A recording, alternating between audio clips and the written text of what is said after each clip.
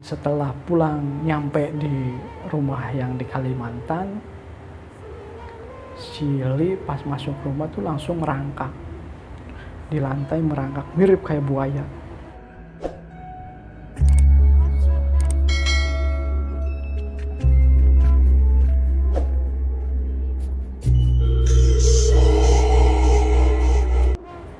Namanya Li. Nama lengkapnya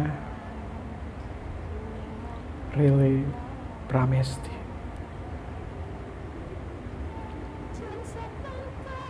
Saat itu dia berumur 14 tahun, kurang lebih 14-15 tahun. Dia masih duduk di bangku SMP waktu itu.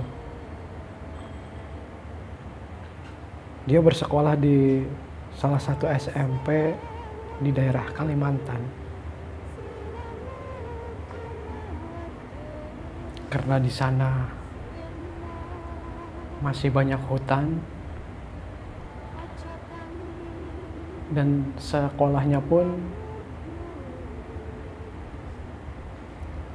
berseberangan dengan kali yang cukup besar dan terkenal angker.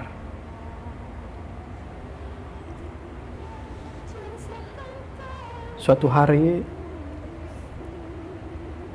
dia merayakan ulang tahun bersama teman sekelasnya, tepatnya di seberang sekolahnya di pinggir kali itu. Saat itu dia memakai baju atribut olahraga ya, training olahraga, dan membawa tas yang berisi buku yang banyak waktu itu dan lumayan berat. Dan dia juga memakai sepatu yang agak gede waktu itu, berat lah sepatunya juga. Dan saat merayakan ulang tahun itu, biasalah kan suka kejar-kejar yang ulang tahun, suka disiram-siram gitu. Akhirnya pas lagi kejar-kejaran begitu, dia akhirnya terpeleset dan jatuhlah ke kali. Keadaan kali waktu itu airnya deras, sangat deras. Kali itu dalam dan angker. Setelah dia tercebur ke kali dan terseret air, akhirnya temennya pun berteriak gitu dan segera menghubungi keluarganya.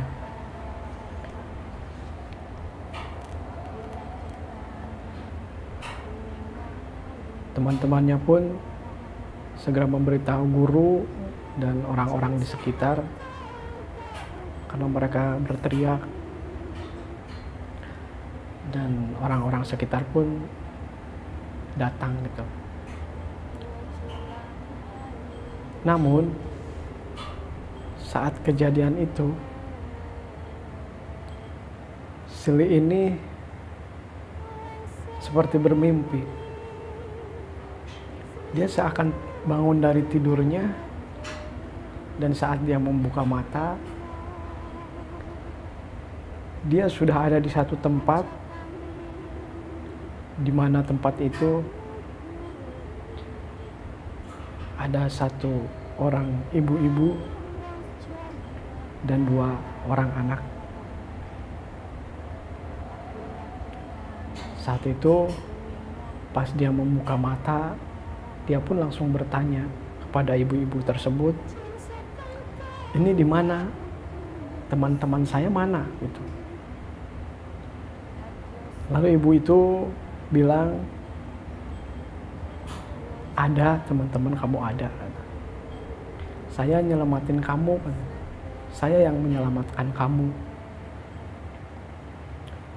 Terus kata si Li, iya katanya, perasaan saya juga jatuh ke sungai katanya, ke kali katanya. Terus si Li pun ngelihat ke anak-anak, dua anak tersebut. Dan saat si Li memperhatikan dua anak tersebut, dia ngerasa aneh. Karena si Li melihat dua anak itu tangannya berselaput gitu. Dan si Li pun bingung, aneh gitu, kok berselaput gitu, sedangkan kan dia enggak. Dan waktu itu ibu-ibu itu bilang katanya, saya yang menyelamatkan kamu katanya. Saya di sini cuma nolong kamu katanya. Lalu si Li pun disediain banyak makanan dan disuruh makan waktu itu.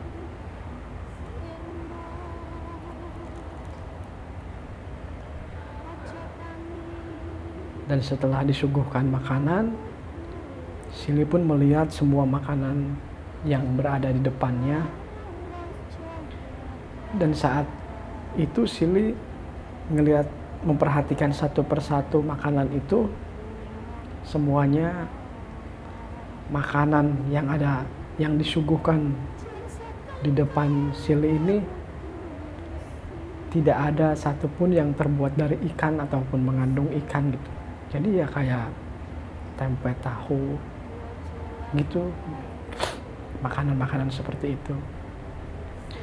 Dan saat itu si Li memang merasa lapar gitu, cuman dia nggak ada kemauan untuk makan gitu. Saat itu pun si Li cuman bilang, teman-teman saya mana ya, teman-teman saya mana ya. Dia terus ngomong seperti itu, menanyakan teman-temannya kepada ibu-ibu itu. Dan akhirnya ibu itu bilang, kamu mau pulang ya? Kata si Li, iya saya pengen pulang katanya. Terus ibu-ibu itu pun bilang, ya memang waktunya kamu pulang karena kamu belum saatnya katanya. Dari situ ibu-ibu itu pun bilang lagi gini, saya di sini menyelamatkan kamu dan saya sudah mengangkat kamu, menganggap kamu sebagai anak saya gitu kan. Kamu jangan pernah lupa sama aku, sesekali tengok ke sini gitu kan, tengok kita di sini gitu sesekali gitu kan. Dari situ dan si Li pun, iya katanya, saya nggak akan lupa katanya, terima kasih sudah menyelamatkan saya. Saat itu si Li belum mengerti persis gitu kan, ibu ini menyelamatkan dari apa dan bagaimana. Karena waktu itu di pikiran Li cuma pengen balik, pengen pulang gitu kan.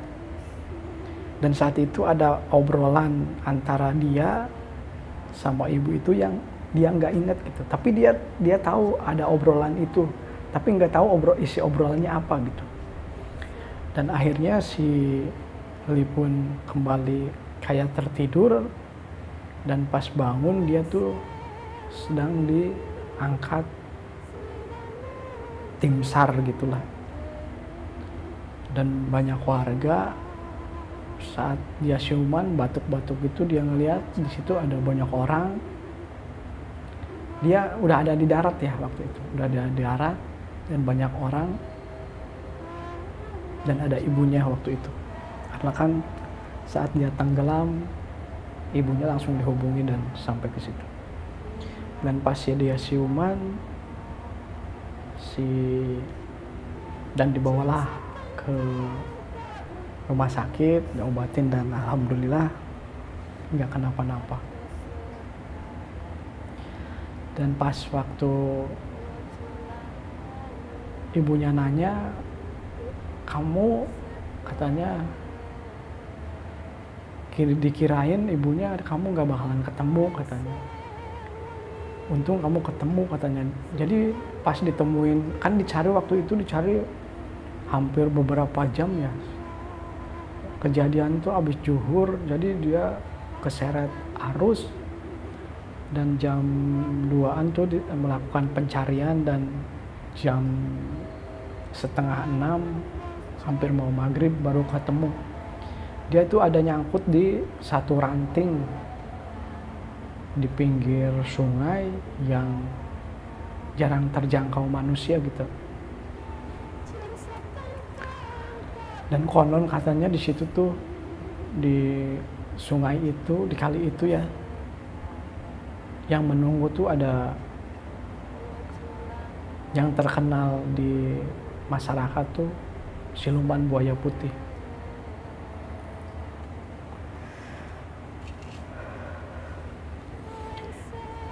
Singkat cerita, setelah kejadian itu akhirnya pun si Li ini lulus sekolah, dan waktu itu dia ikut bapaknya ke Jawa ya, pindah sekolahnya jadi SMA-nya di Jawa, karena waktu itu ada kendala nyari SMA di situ, pokoknya ada kendala, nggak bisa sekolah di situ. Akhirnya mereka pun Shirley sama keluarganya pun ke Jawa, dan di Jawa dia pun bersekolah SMA, dan baru beberapa hari di Jawa tiba-tiba Shirley tuh badannya panas dan di kulitnya kayak keluar sisik-sisik gitu. Dan saat itu yang ada di pikiran Shirley dan keinginan Shirley itu pengen balik lagi ke Kalimantan, pengen pulang di sana, nggak betah di sini gitu. Dan akhirnya pun karena keadaan Shirley sakit gitu, ke dokter pun ya namanya dokter cuma dikasih obat tapi nggak ada ngepek apa-apa gitu ke sakitnya. Dan akhirnya pun orang tuanya pun memutuskan untuk balik ke sana gitu. Dan setelah pulang nyampe di rumah yang di Kalimantan, Shirley pas masuk rumah tuh langsung merangkak di lantai, merangkak mirip kayak buaya, merangkak, teriak-teriak, dia menggaung-gaung gitu kan, mengap-ngap gitu. Dia berangkat, dan saat ditanya, dipegangin sama orang tuanya, kamu kenapa? Shirley ini minta ayam.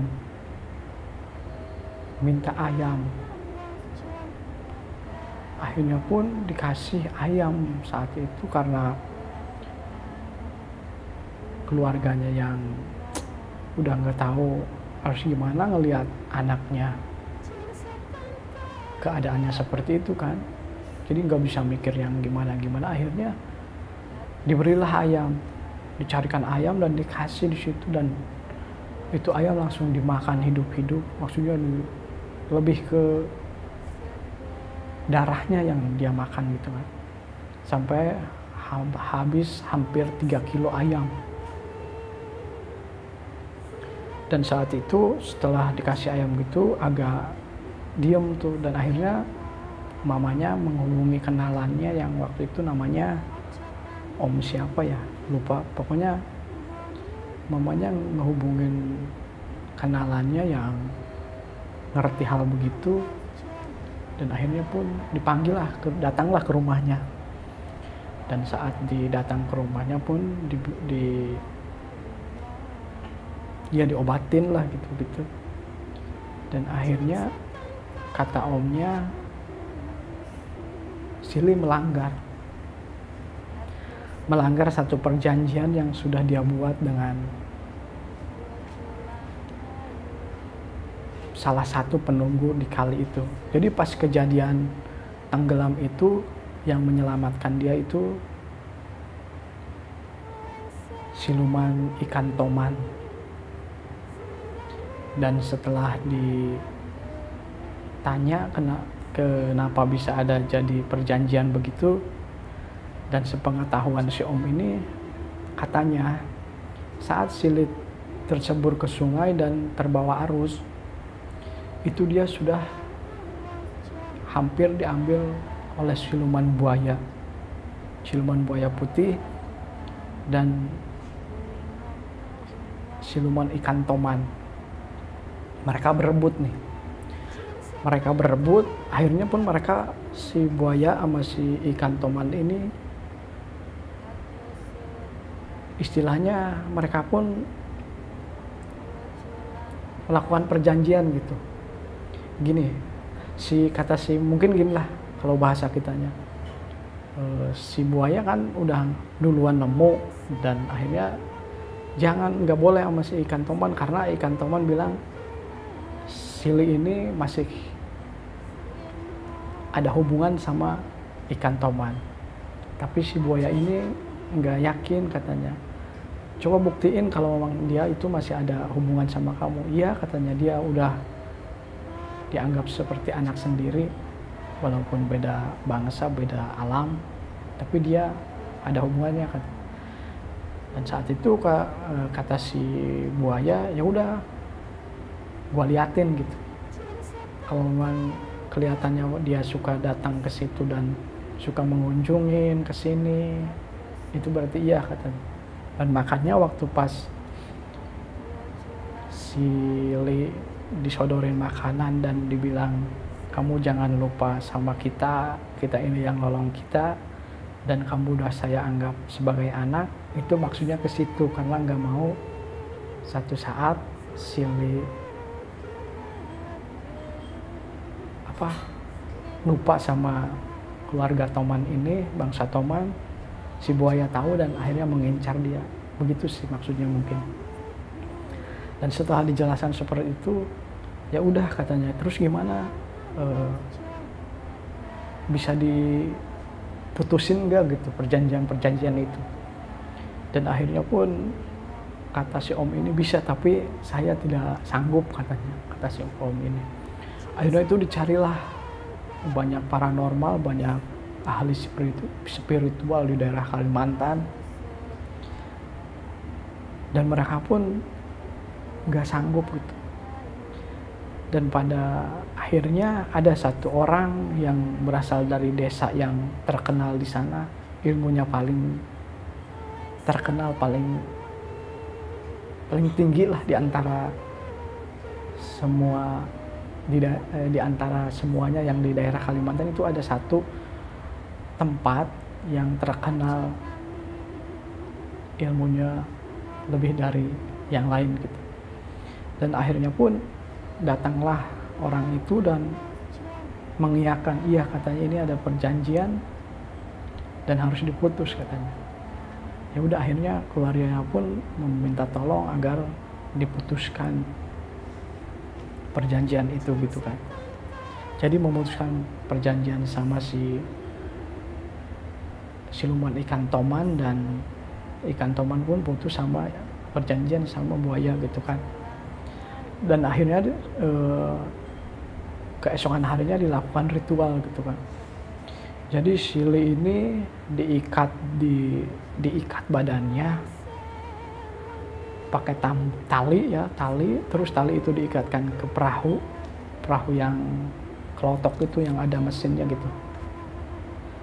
Dan Sili itu diseret di air, di kali itu, jadi nyebrang gitu, nyebrang sebalik, dua balik, dalam keadaan diseret gitu. Jadi Sili di air diikat pakai tali, terus diseret pakai perahu sampai 7 balik, bolak-balik 7 balik.